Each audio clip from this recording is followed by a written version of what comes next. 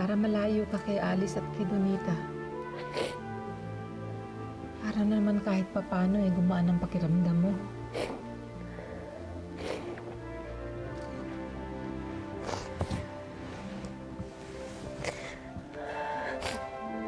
Huwag na po, Lola.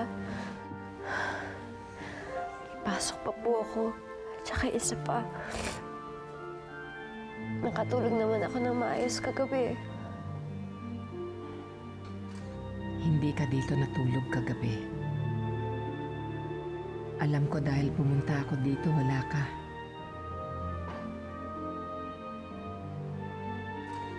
Lola. Huwag ka na magpaliwanag.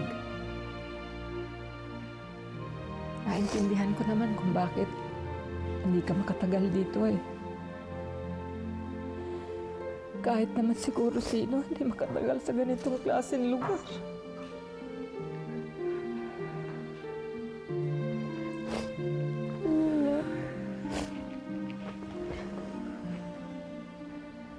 Wala naman po sa akin yung kung bakit yung lugar na maganda. Ang sa akin lang po, yung magkasama tayo. Lola, ayoko magkalayo tayo. Ayoko maghiwalay tayo, Lola.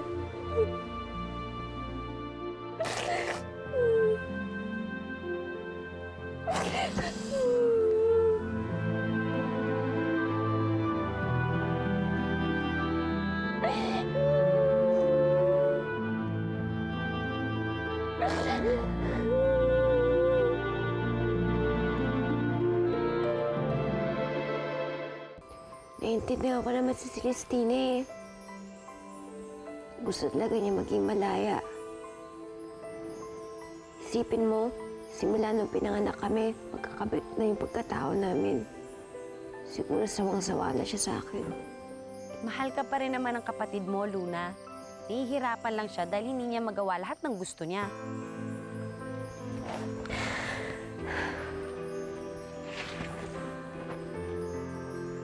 Pwede nga lang sana. Pareho kami maging tao. Para pareho kami masaya. Kaya lang hindi pwede. Tuloy, ang nangyayari, pag yung isa masaya, yung isa naman na nagsasakripisyo. Nalulungkot.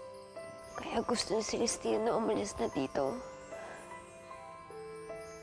Pero ayokong umalis dito sa baryo mausok. Paano na si Lola Benita?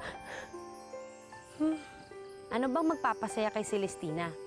Baka pag maibigay mo yun sa kanya, magbago pang isip niya. Ang nabis magpapasaya kay Celestina. Magpapalukot naman sa akin.